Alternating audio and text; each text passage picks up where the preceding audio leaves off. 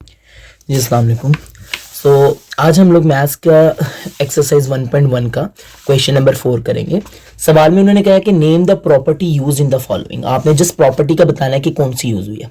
आपकी बुक के अंदर प्रॉपर्टीज दी हुई है, ठीक है, प्रॉपर्टीज इक्वालिटी की, फिर ऑर्डर प्रॉपर्टीज दी हुई है आपको, एडिटिव प्रॉपर्टीज, एडिटिव कहते हैं जमा को, ठीक है, याद रखिएगा, मल्टीप्लिकेटिव प्रॉपर्टीज दी हुई है। तो आपने बस इसको फाइंड आउट करना है कि कौन सी प्रॉपर्टीज है। तो मैं इसको क्वेश्चन पे डायरेक्ट जाऊंगा टाइम वेस्ट करने की बजाय। एक तो बात याद रखनी है, आपने सवाल सबसे पहले लिख लेना। ये देखो मैंने आपके लिए पहले तैयार किया ताकि टाइम ज़ाया ना हो। आप देखें क्वेश्चन में आपको हर चीज़ जमा जमा प्लस प्लस नज़र आ रही है। सबसे पहले आपने देखना है वैल्यूज़ कितनी है, 1 2 3। अगर 3 वैल्यूज़ होंगी तो वो एसोसिएटिव प्रॉपर्टी होगी, और अगर 2 वैल्यूज होंगी तो वो कम्यूटेटिव होगी। एक तो ये याद रखिएगा। फिर आपने ये देखना है वो जमा की है कि मल्टीप्लाई की है। तो यहाँ प्लस प्लस है ना, तो वो प्लस की है। तो ये प्रॉपर्टी कौन सी हुई? Associative property with respect to addition. जमा की एसोसिएटिव वाली प्रॉपर्टी होगी।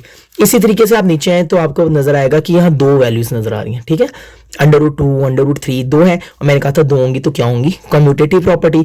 और दरमियान में क्या नजर आ रहा है आपको? प्लस। क्या नजर आ रहा है? प्लस। तो किस लिहाज से ये कम्यूटेटिव प्रॉपर्टी है? With respect to addition, addition के लिहाज से। आप एडिटिव भी और एडिशन भी लिख सकते हैं, कोई प्रॉब्लम नहीं।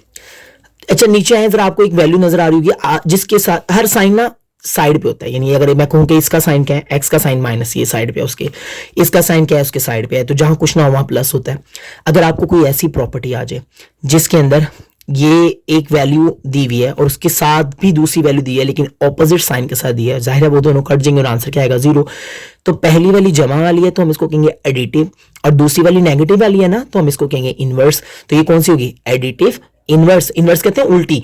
मसलन अगर मैं कहूं कि आपके पास इधर क्या है 6 और इधर लिख दूं मैं क्या है -6, आपको पता है +6 -6 आपस में कट के क्या आ जाएंगे? 0। तो ये जो प्लस वाली है ये एडिटिव होगी, और इनवर्स उसे उल्टी साइड पे तो इनवर्स होगी। तो ये एडिटिव इनवर्स, ठीक हो गया।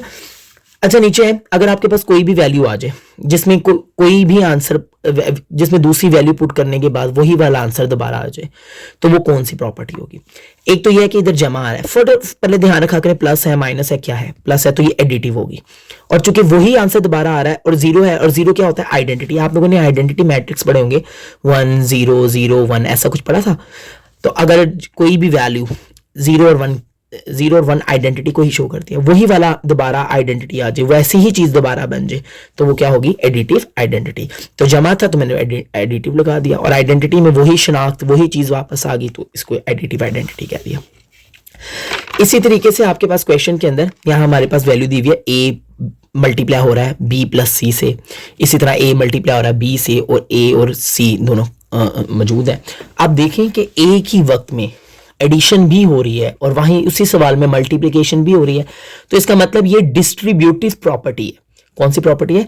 डिस्ट्रीब्यूटिव प्रॉपर्टीज को कहते हैं जिसमें मल्टीप्लिकेशन और एडिशन साइमल्टेनियसली हो रही हो। तो ये ओवर एडिशन है, यानी जमा के साथ ना, तो आप इसको लिखेंगे left distributive property over addition.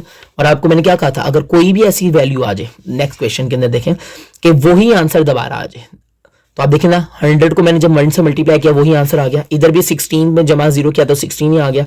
तो आइडेंटिटी तो है, क्योंकि आइडेंटिटी बन रही है, वही चीज वापस आ रही है, वही चीज वापस आ रही है, तो आइडेंटिटी तो है। लेकिन कौन सी है?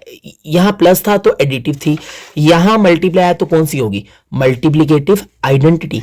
और अब जरा नीचे चलते हैं, सारे आपको मल्टीप्लाई नजर, मल्टीप्लाई मल्टीप्लाई मल्टीप्लाई मल्टीप्लाई, तो यहां तो जमा। अगर इधर कहीं एक प्लस होता तो मैं इसको डिस्ट्रीब्यूटिव कह देना था, लेकिन यहां चूंकि सब भी मल्टीप्लाई है और रकमें 1 2 3 है, और मैंने स्टार्ट में कहा था जब 3 रकमें आ जाए तो कौन सी प्रॉपर्टी होगी?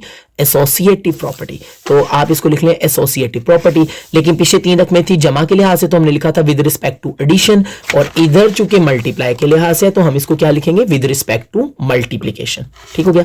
और लास्ट के अंदर यहां 2 वैल्यूज नजर आ रही हैं, पिछले सवाल में भी 2 आपको नजर आई थी, लेकिन दरमियान में क्या था? प्लस था। तो हमने क्या कहा था? 2 वैल्यूज हो तो उसे कम्यूटेटिव कहना है, और अगर दरमियान में प्लस आए तो क्या होगा? एडिशन। नीचे भी 2 वैल्यूज है लेकिन वो प्लस नहीं हो रही, वो क्या हो रही है भाई? देखते हैं, नीचे भी 2 वैल्यूज है, वो प्लस नहीं हो रही, वो मल्टीप्लाई हो रही है, तो आप उसको कहोगे ये कम्यूटेटिव प्रॉपर्टी है with respect to multiplication, multiply के लिहाज से।